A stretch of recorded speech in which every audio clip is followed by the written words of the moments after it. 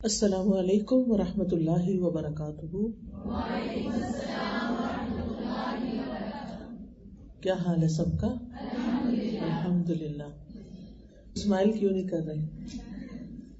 آپ کو پتہ ہے کہ مسکرانا بھی صدقہ ہے۔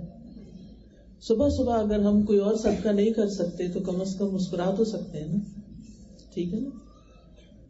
نحمدہ ونصلی علی رسولہ الکریم، اما بعد فاعوذ باللہ من الشیطان الرجیم، بسم اللہ الرحمن الرحیم، رب اشرح لی صدری ویسر لی امری واحلل عقدۃ من لسانی یفقہوا قولی۔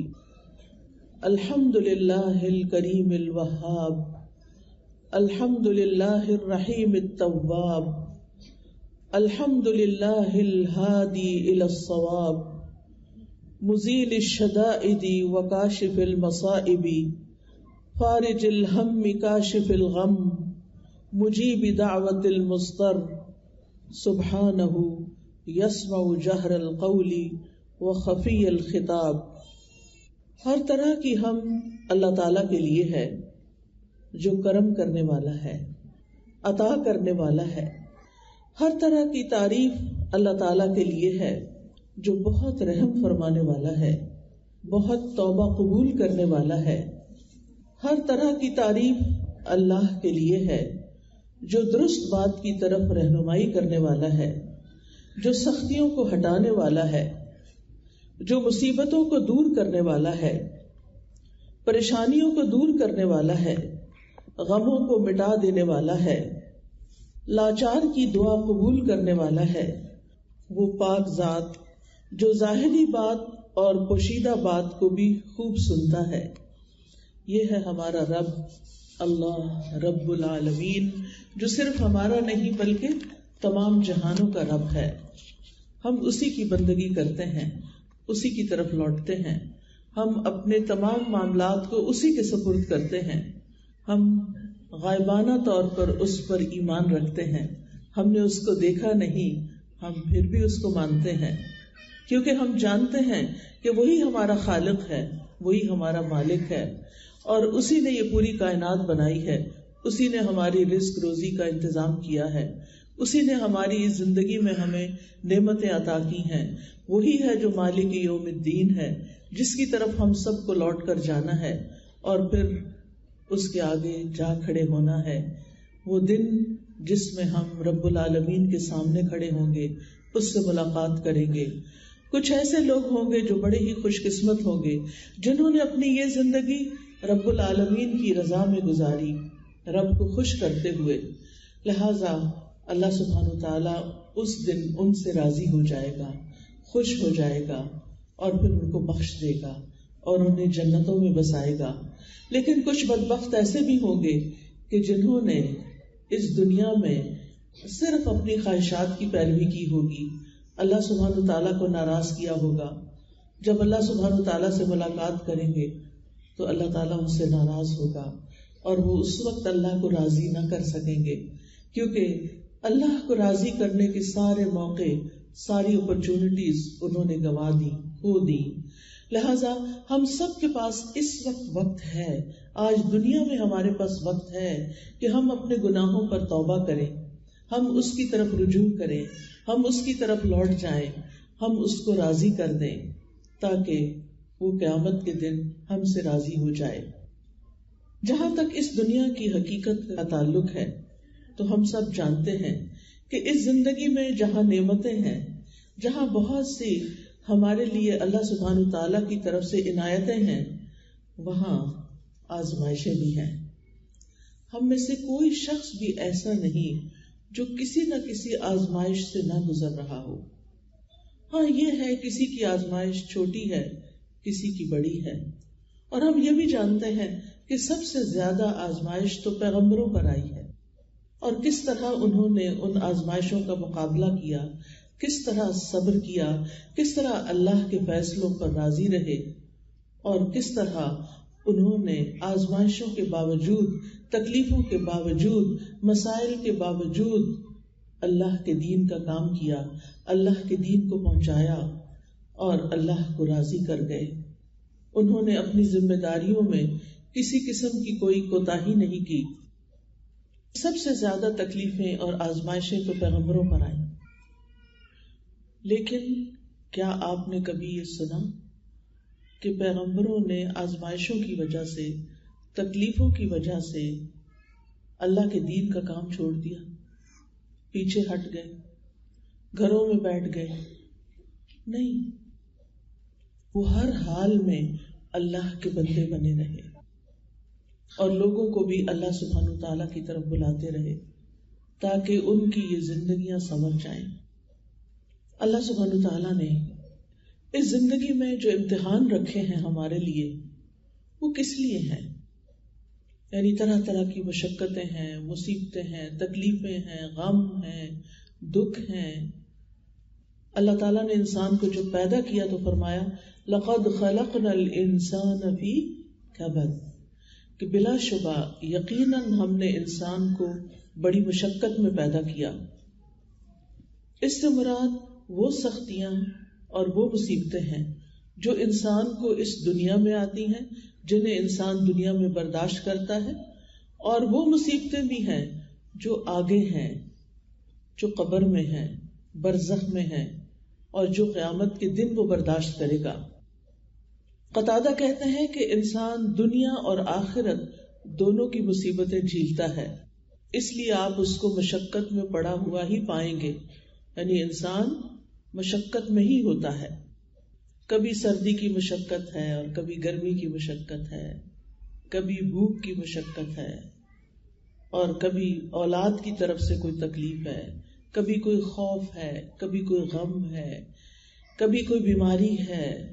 یعنی طرح طرح کے امتحان ہیں. قرآن مجید میں اللہ تعالیٰ فرماتے ہیں وَلَنَبْلُوَنَّكُمْ بِشَيْءٍ مِّنَ الْخَوْفِ وَالْجُوعِ وَنَقْصٍ مِّنَ الْأَمْوَالِ وَالْأَنفُسِ وَالثَّمَرَاتِ وَبَشِّرِ الصَّابِرِينَ الَّذِينَ إِذَا أَصَابَتْهُمْ مُصِيبَةٌ قَالُوا إِنَّا لِلَّهِ وَإِنَّا إِلَيْهِ رَاجِعُونَ أُولَئِكَ عَلَيْهِمْ صَلَوَاتٌ مِّن رَّبِّهِمْ وَرَحْمَةٌ وَأُولَئِكَ هُمُ الْمُهْتَدُونَ. اور یقیناً ہم تمہیں خوف اور بھوک اور مالوں اور جانوں اور پھلوں کی کمی میں سے کسی نہ کسی چیز کے ساتھ ضرور آزمائیں گے. یہ اللہ تعالیٰ نے پہلے ہی بتا دیا کہ اس دنیا میں تمہارا امتحان ہوگا، اور صبر کرنے والوں کو خوشخبری دے دو. وہ لوگ کہ جب انہیں کوئی مصیبت پہنچتی ہے تو وہ کہتے ہیں بے شک ہم اللہ کے لیے ہیں اور بے شک ہم اسی کی طرف لوٹ کر جانے والے ہیں. اللہ ہی نے ہمیں پیدا کیا ہے اور اللہ ہی کی طرف واپسی ہے. دنیا کی کوئی چیز بھی باقی رہنے والی نہیں. یہ چیز ان کا حوصلہ بڑھا دیتی ہے. یہ وہ لوگ ہیں جن پر ان کے رب کی طرف سے کئی مہربانیاں ہیں اور بڑی رحمت ہے، اور یہی لوگ ہدایت پانے والے ہیں.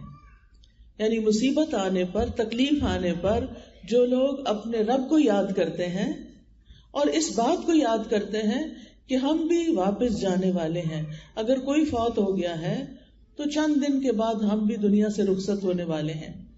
کوئی غم، کوئی دکھ، کوئی تکلیف، کوئی پریشانی ہمیشہ کے لیے نہیں ہے. جو تکلیف بھی آتی ہے ایک دن چلی جائے گی. اس لیے صبر کی ضرورت ہے. جو صبر کر جاتا ہے وہ اجر پا جاتا ہے. اور کتنا اجر؟ انما یوفی الصابرون اجرہم بغیر حساب. صبر کرنے والوں کو ان کا اجر بے حساب دیا جائے گا، یعنی جس کا وہ اندازہ ہی نہیں کر سکتے. تو خوش قسمت ہیں وہ لوگ جو تکلیفوں کو برداشت کر جاتے ہیں، جو دوسروں کی باتیں سہ جاتے ہیں. جو بیماری آتی ہے تو صبر کے ساتھ کام لیتے ہیں، وہ اللہ تعالیٰ سے ناراض نہیں ہوتے. ان کو تکلیف بھی ہوتی ہے تو وہ چڑچڑے پن کا شکار نہیں ہوتے، بلکہ اس کو برداشت کر لیتے ہیں، کیونکہ انہیں یہ یاد رہتا ہے کہ اللہ سبحانہ وتعالی خیر اور شر دونوں کے ساتھ آزماتا ہے. اور ویسے بھی مومن کو یہ بات پتا ہے کہ مومن کی یہ زندگی، دنیا کی زندگی ایک قید خانہ ہے، اور اس قید خانے سے موت کے ساتھ وہ آزاد ہوتا ہے. یعنی امتحان اور تکلیفیں اس وقت تک ہیں حتیٰ کہ موت کے وقت ہی اپنی تکلیفیں ہیں. ان للموت سکرات، موت کی اپنی بے ہوشیاں ہیں. یعنی انسان اتنی تکلیف میں ہوتا ہے کہ بے ہوش ہو جاتا ہے، پھر اس کو ہوش آتی ہے، پھر بے ہوش ہوتا ہے، پھر ہوش آتی ہے، پھر بے ہوش ہوتا ہے، اور بالآخر اپنے رب سے جا ملتا ہے. اللہ تعالیٰ سے دعا ہے کہ اللہ تعالیٰ ہماری ان تکلیفوں کو آسان کر دے اور ہمیں ایمان کے ساتھ دنیا سے لے جائے. تو دنیا کی زندگی مومن کے لیے قید خانہ ہے. اگر اس نے دنیا میں اچھے کام کیے تو پھر کیا ہوتا ہے، جب وہ دنیا سے جانے لگتا ہے تو خوبصورت فرشتے اس کے پاس آتے ہیں، اس کو سلام کرتے ہیں، آہستہ سے اس کی روح نکالتے ہیں، اس کو خوشبودار کفن میں لپیٹتے ہیں اور اس کی روح کو آسمانوں کی طرف لے جاتے ہیں. وہاں اس کا استقبال ہوتا ہے. اس روح کے لیے پہلے آسمان کا دروازہ کھولا جاتا ہے، پھر دوسرے کا، پھر تیسرے کا، اور اس طرح وہ روح اعلیٰ علیین میں پہنچا دی جاتی ہے. لیکن جو لوگ دنیا میں تکلیفوں پہ صبر نہیں کرتے، اپنے رب سے ناراض ہوتے ہیں، گالی گلوچ کرتے ہیں، برے برے کلمات ادا کرتے ہیں، پھر ان کے لیے کوئی خیر نہیں، پھر ان کے لیے آگے مشکلات ہی مشکلات ہیں. لیکن مومن جب دنیا کی قید سے آزاد ہوتا ہے تو اس کا واپس جانے کو دل نہیں کرتا سوائے شہید کے. شہید کیا چاہتا ہے؟ کیونکہ اس کو موت میں ایسی لذت ملتی ہے کہ میں دوبارہ دنیا میں جاؤں، پھر اسی طرح جان دے کے آؤں، پھر جاؤں، پھر جان دے کے آؤں. وہ بار بار آ کے واپس جانا چاہتا ہے. لیکن مومن دنیا کے غموں سے آزاد ہو جاتا ہے، پھر اس کے لیے اعلیٰ علیین کا مقام ہوتا ہے اور جنتیں اور راحتیں ہوتی ہیں. اس کی قبر میں اس کے لیے اچھا بستر بچھا دیا جاتا ہے اور اس کو سلا دیا جاتا ہے، اور جنت کی طرف سے کھڑکی کھول دی جاتی ہے جس کے نظارے وہ دیکھتا رہتا ہے جیسے دنیا میں کوئی خواب دیکھ رہا ہوں. یہ کس کے لیے ہے؟ یہ اسی کے لیے ہے جو ہر حال میں اللہ کی عبادت کرے، جو ذوق اور شوق کے ساتھ آگے بڑھتا رہے، جو محبت کے ساتھ اللہ کے راستے کی طرف سفر کرتا رہے، جو اس راستے میں پیش آنے والی تکلیفوں پر صبر کرے. اس کے لیے اجر ہی اجر ہے، اس کے لیے رب کی رضا ہی رضا ہے.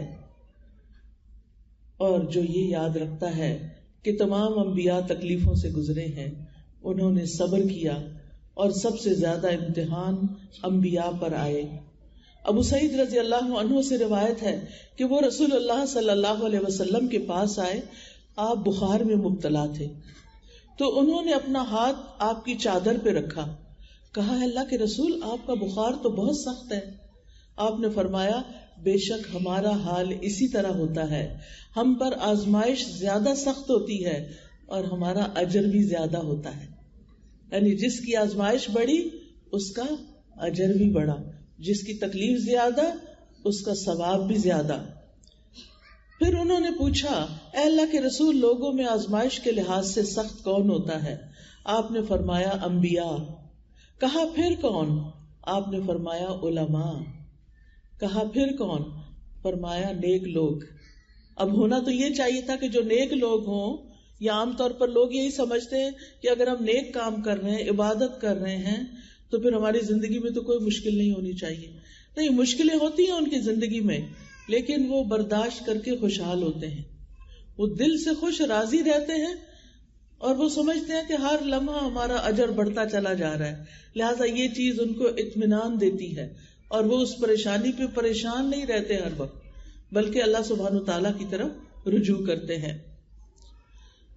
نبی صلی اللہ علیہ وسلم نے یہ بھی فرمایا کہ ان کو، یعنی نیک لوگوں کو، بعض اوقات ایسی تکلیفیں آتی ہیں کہ ان کو جوؤں کے ساتھ آزمایا جاتا ہے، یعنی جسم میں کیڑے پڑ جاتے ہیں، یہاں تک کہ وہ اس کو قتل کر دیتی ہیں. ان میں سے کسی کو فقر کے ساتھ آزمایا جاتا ہے، یہاں تک کہ وہ ایک چھوٹی سی قمیص کے سوا کچھ نہیں پاتا، لہٰذا وہ اسی کو پہن لیتا ہے.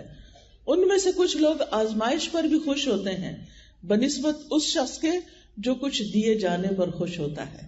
یعنی عام لوگوں کا حال کیا ہوتا ہے کہ جب ان کو کچھ دیا جاتا ہے تو وہ خوش ہوتے ہیں، لیکن انبیاء اور نیک لوگ جب ان پر کوئی تکلیف آتی ہے تو خوش ہوتے ہیں. وہ سوچتے ہیں کہ ہمارے رب نے اس کام کے لیے چنا. اب رب کی بڑی حکمتیں ہوتی ہیں، وہ کسی پر اس کی وسعت سے بڑھ کے بوجھ نہیں ڈالتا. لا یکلف اللہ نفسا الا وسعها. اللہ کسی جان پر اس کی ہمت وسعت سے بڑھ کے بوجھ نہیں ڈالتا. لہا ما کسبت وعلیہا مکتسبت. مومن یہی دعا کرتا رہتا ہے, ربنا لا تؤاخذنا ان نسینا او اخطانا ربنا ولا تحملنا ما لا طاقت لنا به. یعنی جب ان کو تکلیف آتی ہے تو وہ سوچتے ہیں کہ اگر یہ تکلیف ہمارے گناہوں کی وجہ سے ہے, دعائیں کرتے ہیں یا اللہ تو ہمیں نہ پکڑنا, اگر ہم بھول گئے یا ہم نے کوئی غلطی کر لی ہے تو اس پر ہماری پکڑ نہ کر. اللہ ہم پہ وہ بوجھ نہ ڈال جو ہم سے پہلے لوگوں پہ ڈالے گئے. اللہ ہمیں وہ بوجھ نہ اٹھوا جس کے اٹھانے کی ہم میں طاقت نہیں, جس کی ہم ہمت نہیں رکھتے. یا اللہ اس تکلیف کو اتنا نہ بڑھا دینا کہ ہم اسے برداشت نہ کر سکیں. لہذا وہ اللہ تعالیٰ کی طرف رجوع کرتے رہتے ہیں اور کہتے ہیں وَلَا تُحَمِّلْنَا مَا لَا طَاقَةَ لَنَا بِهِ وَاعْفُ عَنَّا, ہمیں معاف کر دیجئے, وَاغْفِرْ لَنَا, ہمیں بخش دیجئے, وَارْحَمْنَا, ہم پہ رحم فرمائیے. یا حی یا قیوم برحمتک استغیث. مومن پہ جب تکلیف آتی ہے, آزمائش آتی ہے, تو وہ اللہ کی رحمت پکارتا ہے, اللہ کی رحمت کے لیے دعائیں کرتا ہے. وارحمنا انت مولانا, تو ہی ہمارا والی وارث ہے, تو ہی ہمارا مولا ہے. فانصرنا علی القوم الکافرین, ہمیں کافر قوم کے مقابلے میں مدد عطا فرما, ہم تیری مدد کے محتاج ہیں. اور اس میں آپ دیکھیے کہ اس قوم میں سب سے پہلے تو ابلیس آتا ہے, شیطان آتا ہے, جو وسوسے ڈال ڈال کے اللہ سے بدگمان کرتا ہے. تو یا اللہ ہمیں اس کے مقابلے میں طاقتور کر دے, تو ہماری مدد فرما, ہم پر رحم فرما. پھر آپ دیکھیے کہ ابراہیم علیہ السلام پر کیسی کیسی آزمائشیں آئی تھی, حتیٰ کہ انہیں آگ میں پھینک دیا گیا تھا اور انہوں نے اس پر بھی صبر کیا تو اللہ تعالیٰ نے آگ کو باغ بنا دیا. موسیٰ علیہ السلام پر فرعون کی طرف سے کیسی کیسی آزمائشیں آئیں, وہ کیسی سخت تکلیفیں دیتے تھے بنی اسرائیل کو, ان کے بیٹوں کو ذبح کر دیتے تھے اور ان کی عورتوں کو زندہ چھوڑ دیتے تھے. اللہ تعالیٰ نے فرمایا کہ یہ تمہارے رب کی طرف سے ایک بہت بڑی آزمائش تھی, یعنی یہ امتحان دراصل اللہ کی طرف سے تھا. پھر آپ دیکھیے کہ یعقوب علیہ السلام کس طرح اپنے محبوب بیٹے کی جدائی سے آزمائے جاتے ہیں. یعنی یوسف علیہ السلام جن سے انہیں بہت محبت تھی وہ ان کی آنکھوں سے دور کر دیے جاتے ہیں اور وہ صبر کرتے ہیں, اور اس صبر کا کتنا بہترین اجر ملتا ہے کہ ایک دن یوسف علیہ السلام اپنے والد کو بلاتے ہیں, اپنے سارے خاندان کو بلا لیتے ہیں جب وہ مصر کے بادشاہ بن چکے ہوتے ہیں. انہ من یتق ویصبر فان اللہ لا یضیع اجر المحسنین. بے شک جو تقوی اختیار کرتا ہے, اللہ سے ڈرتا ہے, جو صبر کرتا ہے, اللہ محسنوں کے اجر کو ضائع نہیں کرتا, اللہ نیکوکاروں کے اجر کو ضائع نہیں کرتا. جو ہر حال میں, تنگی میں, خوشحالی میں, ہر حال میں اپنے رب کو یاد کرتے ہیں, ہر حال میں اپنے رب سے معافی مانگتے رہتے ہیں, وہ ہر معاملے میں اپنے رب کی طرف رجوع کرتے ہیں. تو اس لیے بہت ضروری ہے یہ بات کہ ہم ہر حال میں اپنے رب سے راضی اور خوش رہیں. پھر آپ دیکھیے کہ کس طرح یوسف علیہ السلام پہ آزمائشیں آئیں, جیل خانے میں کئی سال رہے, ایک پیغمبر بے گناہ بے قصور. آج کے دور میں بھی آپ دیکھیں کہ بعض اوقات مجرم بھاگ جاتے ہیں اور بے گناہ پکڑے جاتے ہیں اور وہ کئی کئی سال جیلوں میں پڑے رہتے ہیں, کوئی ان کو پوچھنے والا نہیں ہوتا. ان کے لیے یوسف علیہ السلام کی مثال ایک بہترین مثال ہے کہ کس طرح انہوں نے صبر کیا, اور اس صبر اور تقوی کی وجہ سے ایک دن وہ مصر کے بادشاہ بن گئے. جیل میں جانا ان کے لیے عیب کا باعث نہیں بنا بلکہ ان کی شان میں اضافے کا باعث بن گیا کہ کتنا محسن ہے یہ شخص, کتنی صبر اور برداشت ہے. آپ دیکھیے کہ جیل خانے میں جو لوگ ان سے خواب کی تعبیر پوچھنے کے لیے آتے ہیں وہ کیا کہتے ہیں, انا نراک من المحسنین, ہم تمہیں بڑا نیکوکار دیکھتے ہیں, تم بڑے نیک انسان ہو. یعنی قید خانے کی آزمائش نے انہیں اللہ سے دور نہیں کیا, اللہ سے ناراض نہیں کیا, بلکہ وہ محسن بن گئے اور زیادہ اللہ سے راضی ہو گئے. پھر ایوب علیہ السلام کو آپ دیکھیے کس طرح ان پر تکلیفیں آئیں, کس طرح وہ آزمائے گئے, لیکن اللہ تعالیٰ نے ان کے بارے میں کیا فرمایا, انا وجدناہ صابرا نعم العبد انہ اواب, بے شک ہم نے اسے صبر کرنے والا پایا, وہ یقیناً بڑا اچھا بندہ تھا، وہ بڑا ہی رجوع کرنے والا تھا. اور یہی ہمارے لیے بہترین مثال ہے کہ اگر کوئی تکلیف آئے تو سب سے پہلے تو صبر کرنا ہے. صبر کا مطلب کیا ہے؟ زبان سے کوئی ایسی بات نہیں نکالنی کہ جس سے اللہ ناراض ہو. چیخنا چلانا نہیں، گریبان نہیں پیٹنا، رونا دھونا نہیں، بلکہ اللہ سے راضی رہنا ہے کہ اللہ تو نے یہ تکلیف دی ہے، تو ہی اسے ہٹائے گا، میں تجھ سے راضی. اپنی زبان کو انسان کنٹرول کر لے، ہر وقت گلے شکوے نہ کرتا رہے، مجھے یہ تکلیف ہے، مجھے وہ تکلیف ہے. کچھ لوگوں کی عادت بن جاتی ہے، جہاں کھڑے ہوتے ہیں، جہاں بیٹھتے ہیں، اپنی بیماریوں کی کہانیاں سنانا شروع کر دیتے ہیں. جہاں بیٹھتے ہیں اپنے غموں کی داستان لے کے بیٹھ جاتے ہیں. جس کے پاس بیٹھتے ہیں اس کو بس اپنی پریشانیاں ہی سناتے ہیں. پیغمبروں نے کیا کیا؟ انما اشکو بثی وحزنی الی اللہ واللہ بصیر بالعباد. میں اپنے غم، اپنے دکھ کی فریاد اپنے رب سے کرتا ہوں، اپنے بچوں کے سامنے نہیں، اپنی بیوی کے سامنے نہیں، اپنے دوستوں کے سامنے نہیں. کیونکہ یہ پیار کے رشتے ہوتے ہیں، اگر ان کو ہر وقت انسان غم اور دکھ کی داستانیں سنائے تو یہ بیزار ہو جاتے ہیں، ان کی محبتیں ختم ہو جاتی ہیں، وہ پھر آپ سے بھاگنے لگتے ہیں. اس وقت پھر آپ اور سیلف پٹی کا شکار ہوتے اور آپ تکلیف میں آتے ہیں کہ میں اتنے دکھ میں ہوں اور مجھے کوئی پوچھ ہی نہیں رہا، میں نے روتے روتے رات گزار دی ہے، کسی نے چپ کر آیا ہی نہیں، مجھے کسی نے مجھے تسلی نہیں دی. پھر آپ کے دل میں وہ غم اور کئی گنا زیادہ بڑھ جاتا ہے. لیکن اسی غم کے وقت اگر آپ اللہ سبحانہ و تعالیٰ سے فریاد کرتے ہیں کہ یا اللہ انی مغلوب فانتصر انما اشکو بثی وحزنی الی اللہ، اللہ تو میرا حال جانتا ہے، تو دیکھ رہا ہے کہ میں کس کیفیت میں ہوں، تو میری اس تکلیف کو دور کر دے، تو مجھ پہ رحم فرما، تو مجھے معاف کر دے، اللہ تو مجھ سے راضی ہو جا، اس تکلیف پر میرے لیے اجر لکھ لے، مجھ سے یہ میرا بوجھ ہٹا دے. یا اللہ تو ہی میرا رب ہے، تیرے سوا کوئی مالک نہیں، تیرے ہی ہاتھ میں صرف طاقت ہے کہ تو اس تکلیف کو دور کرے. یاد رکھے جن بندوں سے ہم اپنی تکلیفیں دور کرنے کے لیے کہتے ہیں ان کے ہاتھ میں کچھ نہیں، نہ زندوں کے پاس ہے نہ مردوں کے پاس ہے. اگر ان سے کوئی فیض پہنچے گا بھی تو اللہ ہی کی طرف سے آئے گا، وہ اللہ ہی ان کے دل میں ڈالے گا. آپ مہنگے سے مہنگے ڈاکٹر کے پاس چلے جائیں، کچھ نہیں کر سکتا آپ کے لیے جب تک اللہ کا اذن نہ ہو. شفا صرف اللہ کے ہاتھ میں ہے، کسی کے ہاتھ میں نہیں ہے. کسی بڑے سے بڑے سائیکیٹرسٹ کے پاس چلے جائیں، وہ آپ کی مینٹل ہیلتھ کو ٹھیک نہیں کر سکتا جب تک اللہ کا اذن نہ ہو. اور یہ بات سائنٹیفکلی پروون ہے کہ جن مریضوں کے ساتھ دعائیں ہوتی ہیں ان کو جلدی صحت مل جاتی ہے بنسبت ان کے جو دعا نہیں مانگتے. دعا تقدیر بدل دیتی ہے، دعاؤں سے دکھ درد دور ہو جاتے ہیں. جتنی دیر ہم لوگوں کے سامنے واویلا کرنے میں گزارتے ہیں، رو دھو کے گزارتے ہیں، اتنی طاقت اپنی دعا مانگنے میں لگا لیں، اتنا وقت دعاؤں میں لگا لیں، پھر آپ دیکھیں کہ کیسے مشکلات آسان ہوتی ہیں. لیکن ہم صحیح رستہ نہیں لیتے اور رستہ لے لیتے ہیں جہاں سے واپس اسی طرف پڑے گا جو اللہ کی طرف جاتا ہے. کیونکہ مشکل کشا صرف ایک اللہ ہے، حاجت روا صرف ایک اللہ ہے. انسان کچھ نہیں کر سکتے، انسان صرف وسیلہ بنتے ہیں، سبب بنتے ہیں، کوشش کرتے ہیں. کوشش ہمیں بھی کرنی چاہیے، یہ نہیں کہ ہم کہیں اڑ جائیں تو ادھر ہی کھڑے ہو جائیں، ہمیں وہ چھڑا کے اپنی ٹانگ تو باہر نکلنا ہوتا ہے. لیکن مدد اللہ کی طرف سے ہی آتی، عقل سمجھ اللہ ہی دیتا ہے کہ کیا وسیلہ اختیار کرو.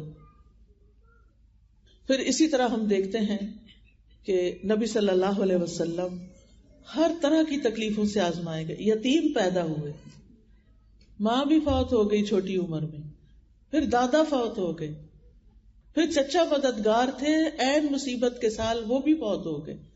بیوی بڑی غمگسار تھی حضرت خدیجہ، وہ بھی فوت ہو گئی. پھر وطن سے پیار ہوتا ہے، حالات اتنے تنگ ہو گئے، آزمائشیں اتنی بڑی، 3 سال تو ایک گھاٹی میں گزارنے پڑے جہاں کچھ کھانے پینے کو نہیں تھا. اور پھر بالآخر مکہ چھوڑنا پڑا. چھوڑتے ہوئے کہا مکہ تو مجھے سب سے پیارا ہے، اگر تیرے رہنے والے مجھے یہاں سے نہ نکالتے میں کبھی نہ جاتا یہاں سے. پھر ایک نئی جگہ پر گئے، وہاں جا کر جنگیں مسلط ہو گئی، ایک کے بعد ایک سال جنگ آ رہی ہے، جان مال ہر چیز کو خطرہ، خوف، پریشانی، بیماری، کون سی تکلیف تھی جو رسول اللہ صلی اللہ علیہ وسلم پر نہیں آئی؟ پھر آپ کے بیٹے بھی فوت ہو گئے، پھر حضرت ابراہیم جو چھوٹے تھے وہ پیدا ہوئے ماریہ قبطیہ سے، اور ان کی وفات پر آپ رو دیے، آپ کی آنکھوں سے آنسو گر رہے تھے۔ صحابہ بڑے حیران ہوئے کہ آپ بھی روتے ہیں۔ آپ نے فرمایا ان العین تدمع والقلب یحزن ولا نقول الا ما یرضی ربنا وَإِنَّا بِفِرَاقِكَ يَا إِبْرَاهِيمُ لَمَحْزُونُونَ، آنکھیں روتی ہیں، دل غمگین ہوتا ہے، اور ہم وہی بات کہتے ہیں جس سے ہمارا رب راضی ہوتا ہے۔ دل میں غم ہے، آنکھوں میں آنسو ہیں، یہ منع نہیں ہے، یہ ہوگا، لیکن زبان سے کوئی ایسی بات نہیں نکالیں گے جو رب کو ناراض کرے۔ اور اے ابراہیم، تیری جدائی سے ہم بڑے غمگین ہیں، یہ تو ہمیں چھوڑ گیا ہے، ہمیں غم ہے۔ سوال یہ پیدا ہوتا ہے کہ یہ تکلیفیں آتی کیوں ہیں، کیا مقصد ہے ان کا؟ تو سب سے پہلی بات تو یہ کہ اللہ تعالیٰ ہمارا امتحان لیتے ہیں، امتحان میں جو کامیاب ہو جاتا ہے اس کے درجے بلند ہو جاتے ہیں، اور جو فیل ہو جاتا ہے وہ نیچے چلا جاتا ہے۔ تو یہ انسان کو بلند درجے دینے کے لیے آتی ہیں۔ حدیث میں آتا ہے بے شک بندے کے لیے جب اللہ سبحانہ تعالیٰ کے ہاں ایک مقام مرتبہ مقدر ہو چکا ہوتا ہے، یعنی اس کو وہ بلند مقام دینا ہے، لیکن وہ بندہ اپنے اعمال کی بنا پر اس تک نہیں پہنچ سکتا، یعنی عمل اس کے کم ہے، درجہ اللہ کے یہاں بڑا لکھا ہوا ہے کہ اس کو یہاں تک پہنچنا ہے، تو اللہ تعالیٰ اسے اس کے اپنے جسم میں یا مال میں یا اولاد کی آزمائش میں ڈال دیتا ہے، کیونکہ اللہ نے اس کو بلند درجہ دینا ہوتا ہے۔ اب انسان سوچتا ہے کہ اور لوگ تو مزے سے جی رہے ہیں، ان کو تو کوئی تکلیف نہیں، وہ تو آرام سے چل لیتے ہیں، مجھے ہی کیوں تکلیف ہے، سب کی اولاد اتنی صحت مند ہے، میرا بچہ کیوں بیمار ہے، سب کے شوہر اتنے اچھے سلوک کرتے ہیں، میرا شوہر مجھے کیوں نہیں پوچھتا۔ یہ دراصل آپ کا امتحان ہے، آپ اس تکلیف سے گزر رہی ہیں، یہ اللہ سبحانہ تعالیٰ کے ہاں آپ کے درجے بلند کر رہی ہے اگر آپ صبر کر رہے ہیں۔ اور پھر یہ کہ جب اللہ تعالیٰ تکلیف دیتا ہے تو جن کے درجے بلند ہوتے ہیں ان کو اللہ تعالیٰ صبر کی توفیق بھی دے دیتا ہے، حتیٰ کہ وہ اس مقام تک جا پہنچتا ہے انسان جو اللہ کی طرف سے اس کے لیے پہلے سے مقدر ہوتا ہے۔ پھر اسی طرح یہ حدیث سے یہ بھی پتہ چلتا ہے کہ یہ اللہ کی طرف سے بندے کے ساتھ بھلائی کا ارادہ ہوتا ہے۔ تکلیف آتی ہے بندے کو کچھ سکھانے کے لیے، کچھ میچور کرنے کے لیے، پکا کرنے کے لیے، بالکل ایسے ہی جیسے ایک کچی اینٹ ہوتی ہے اور ایک پکی اینٹ ہوتی ہے۔ اینٹ کب پکتی ہے؟ کچی اینٹ کب پکی ہوتی ہے؟ جب اس کو آگ میں ڈالا، ان کو جب بھٹی میں ڈالا جاتا ہے تو وہ پکے ہوتے ہیں، ورنہ وہ کچا ہی رہتے ہیں۔ تو انسان کچا ہی رہتا ہے اگر اس کی زندگی میں تکلیفیں نہ ہو، امتحان نہ ہو۔ وہ کہتے ہیں نا، تندی یہ باد مخالف سے نہ گھبرا ہے عقاب، یہ تو چلتی ہے تجھے اونچا اڑانے کے لیے۔ مخالفتوں سے نہ گھبرائیں، مرضی اور نفس کے خلاف جو چیزیں ہیں ان سے نہ گھبرائیں، بلکہ کیا کریں؟ اللہ کی رضا پہ راضی ہوں اور آگے بڑھتے جائیں۔ حدیث میں آتا ہے جس کے ساتھ اللہ بھلائی کا ارادہ کرتا ہے اسے مصیبت میں مبتلا کر دیتا ہے۔ نبی صلی اللہ علیہ وسلم نے فرمایا زیادہ ثواب بڑی آزمائش کے ساتھ ہے۔ جب اللہ کسی قوم سے محبت کرتا ہے تو انہیں آزمائش میں مبتلا کر دیتا ہے، بس جو راضی ہو جائے اس کے لیے رضا ہے، اور جو ناراض ہو اس کے لیے ناراضگی مقدر ہو جاتی۔ اور یاد رکھیے یہ تکلیفیں صرف دنیا کے لیے ہوتی ہیں، مرنے کے بعد انسان ان تکلیفوں سے آزاد ہو جاتا ہے، اور اگر وہ اللہ کا نیک بندہ ہے تو آگے اس کے لیے فروح و ریحان و جنت نعیم، پھر اس کے لیے خوشخبریاں ہیں، اس کے لیے راحتیں ہیں، آرام ہیں، نعمتوں والی جنت کے باغات ہیں، پھر اس کے لیے بہت کچھ ہے آگے۔ جنت غموں سے پاک گھر ہے، لہذا جو لوگ جنت کے شوق میں جیتے ہیں، جنت کی تیاری کرتے رہتے ہیں، ان کو یہ تکلیفیں اور آزمائشیں بودر نہیں کرتی۔ وہ سوچتے ہیں کہ کوئی بات نہیں، ایک دن تو یہ ختم ہوگی نا، لیکن اجر بہت بڑا ہو چکا ہوگا. اسی لیے آپ دیکھیں کہ جنت والے جب جنت میں پہنچیں گے تو کیا کہیں گے؟ وَقَالُوا الْحَمْدُ لِلَّهِ الَّذِي أَذْهَبَ عَنَّا الْحَزَنَ إِنَّ رَبَّنَا لَغَفُورٌ شَكُورٌ. اللہ کا شکر جس نے ہم سے غم دور کر دیا، یقیناً ہمارا رب بخشنے والا قدردان ہے. وہاں کوئی بیماری نہیں ہوگی، صحت ہی صحت ہوگی، کوئی موت نہیں ہوگی، زندگی ہی زندگی ہوگی، زندہ ہی رہنا ہوگا، کوئی بڑھاپا نہیں ہوگا، انسان جوان ہی جوان رہے گا، کوئی تکلیف نہیں آئے گی، آرام ہی آرام ہوگا. دنیا جنت نہیں ہے، ہم آخرت کو بھول گئے ہیں، ہم اس جنت کو بھول چکے ہیں اور صرف اس دنیا کو جنت بنانے کی فکر میں لگے ہوئے ہیں، دن رات ایک کیے ہوئے ہیں. اسی لیے آپ دیکھیں کہ جس کام میں ہماری دنیا کا فائدہ ہوتا ہے اس کو تو ہم شوق سے کرتے ہیں، جلدی کرتے ہیں، بھاگ کے کرتے ہیں، لیکن جو چیز ہمیں آخرت میں فائدہ دیتی ہے اس کی طرف ہم توجہ نہیں کرتے. ہم اپنے بچوں کی پڑھائی کا ہی دیکھ لیں. ہم میں سے اکثر خواتین اپنی بیٹیوں کو اسکول، کالج، یونیورسٹی میں تو خوشی سے پڑھائیں گی، ان کی فیسیں بھی دیں گے، ان کے ہاسٹل کے اخراجات بھی دیں گے، ان کو جیب خرچ بھی دیں گے، سب کچھ دیں گے. لیکن اگر دین کی تعلیم کی بات ہو تو ان کے لیے ٹرانسپورٹ افورڈ کرنا بھی مشکل ہو جاتا ہے.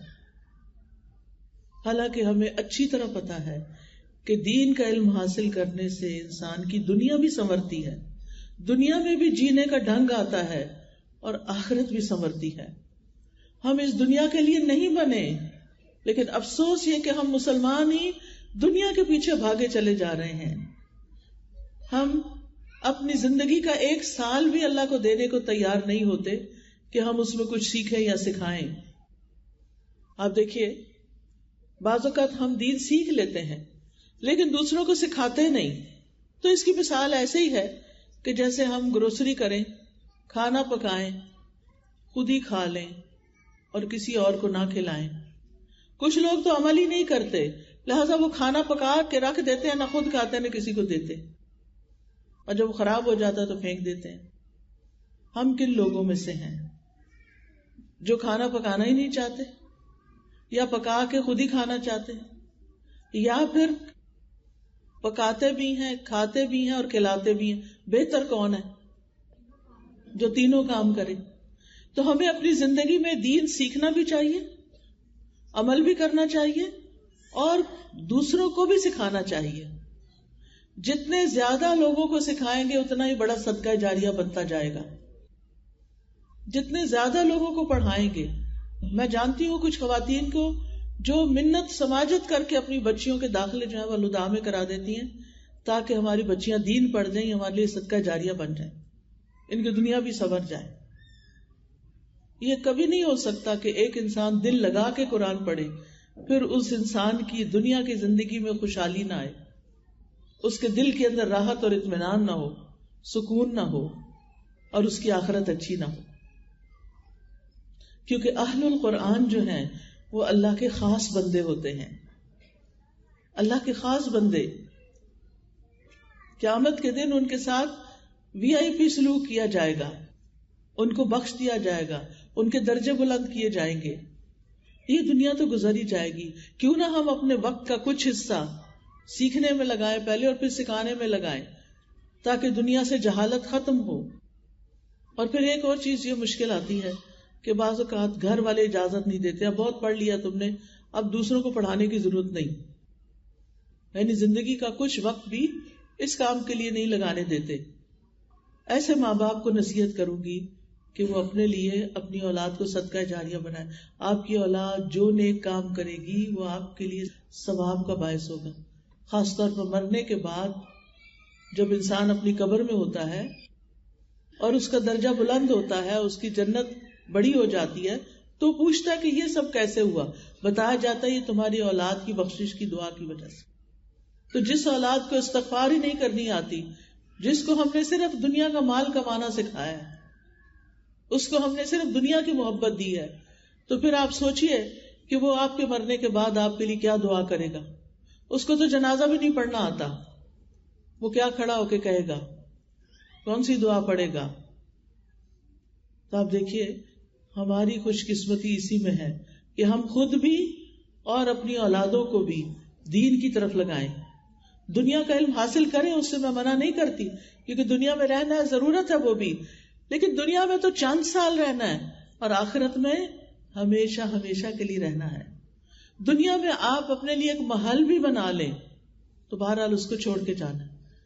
کل میں جب آ رہی تھی تو میں راستے میں دیکھ رہی تھی کہ چھوٹے چھوٹے گاؤں میں بھی اتنے بڑے بڑے محلات بنے ہوئے ہیں، اتنے بڑے بڑے گھر بنے ہوئے ہیں، لیکن وہاں بندہ کوئی نظر نہیں آ رہا تھا. شام ہو رہی تھی، کوئی لائٹیں بھی نہیں جل رہی تھی. میں نے کچھ لوگوں سے پوچھا تو پتا چلا کہ جو لوگ باہر یا تو شہروں میں نکل جاتے ہیں، لاہور، پشاور، ادھر اسلام آباد جا کے رہنے لگ جاتے ہیں، لیکن گاؤں میں ایک بہت بڑا گھر ضرور بنا لیتے ہیں. بعض لوگ تو باہر کے ملک چلے جاتے ہیں اور بڑے بڑے گھر حویلی نما بنا کے چھوڑ جاتے ہیں، اور جن میں سال ہر سال کوئی نہیں آتا اور بالآخر وہ ایسے ہی پرانے ہو جاتے ہیں. تو مجھے اتنا دکھ ہو رہا تھا کہ اتنی خون پسینے کی محنت کی کمائی سے اتنے بڑے بڑے گھر بنائے اور رہنا بھی نصیب نہیں ہوا. اب رہنے کا بھی ٹائم نہیں ہے. ظاہر ہے ایک وقت میں انسان ایک ہی گھر میں رہ سکتا ہے نا، دو گھروں میں تو نہیں رہ سکتا. ٹھیک ہے، میں سمجھتی ہوں کہ لاجک اس کے پیچھے یہ ہوگی کہ جب ہم اپنے وطن آئے تو ہمارا اپنا گھر ہو، لیکن وہ ایک سیدھا سادہ گھر بھی تو ہو سکتا تھا نا. اس کے لیے ضروری تو نہیں تھا کہ ہم اتنا بڑا محل بناتے اور اس پیسے کو بچا کے کوئی مسجد بنوا دیتے.